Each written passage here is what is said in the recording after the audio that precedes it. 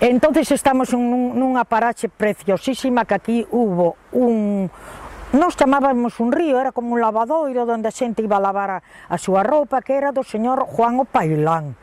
Entonces aquí a xente viña a lavar, e el cobraba, claro, un diñeiro, vivía deso. Tiña máis a parte desto, tiña un moiño, donde a xente pois viña a moer, e se non el moía, tamén vendía xa fariña, sobre todo fariña do óleo, que se utilizaba para facer as papas cando os meniños eran pequenos. O río era tapado, ti podías vir un día de inverno calquera que non te mollabas ni moito menos, que claro, pois a roupa non secaba.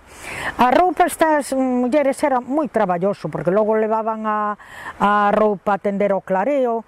Ora en día xa non se tende nada ao clareo, pero antes manchas que teñían, poñías ao sol, e a roupa quedaba che con un olor rico. Cando viñamos a lavar, cando se levaban mal unhas que as outras, cantaban. Eu recordo, entraba unha catina e vaite lavar porcona, vaite. Así, todos esos bueno, dicía, xa está incomodada fulanita con Mecarita.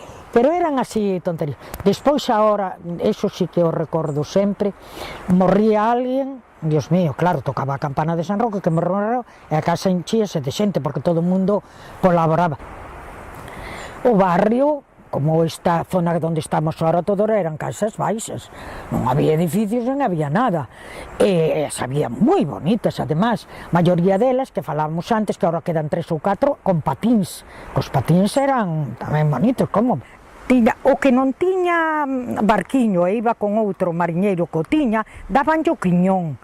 O quiñón era unha cantidade de pescado, a parte non sei se lle pagarían, supoño tamén, pero daban aquela parte de pescado, logo a muller iba a vendelo á plaza.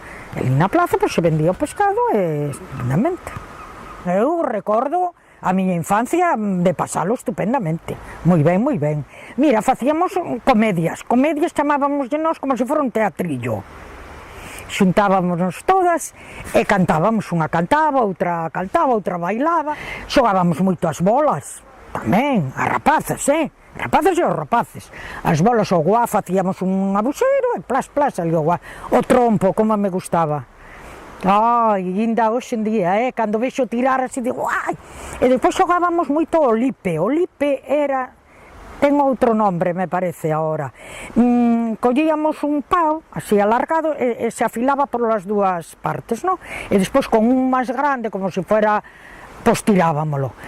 A Praza de Touros, para nós, era maravillosa. Para coidala un pouco a Praza de Touros e tal, vivía dentro, como se foran alugaron allí, fixeron, non era unha casa, pero como unhas habitacións, co cociña e tal, e vivía a señora Agripina, que era un encanto de muller. Despois criou unha sobriña, que ainda vive agora en Marín, e entonces ela, a Agripina, podemos entrar? Entrábamos á Praza de Touros tranquilamente. E os nosos nais tendían ali a roupa a secar, porque a Praza de Touros antes tiña unhas ventanillas onde entraba o aire e tal. Eu vin ali, antiguamente, que viña a Praza de Touros, coros e danzas de la sección femenina. E había as cosas e tal. Bueno, entre paréntesis, corramos un tupido vel.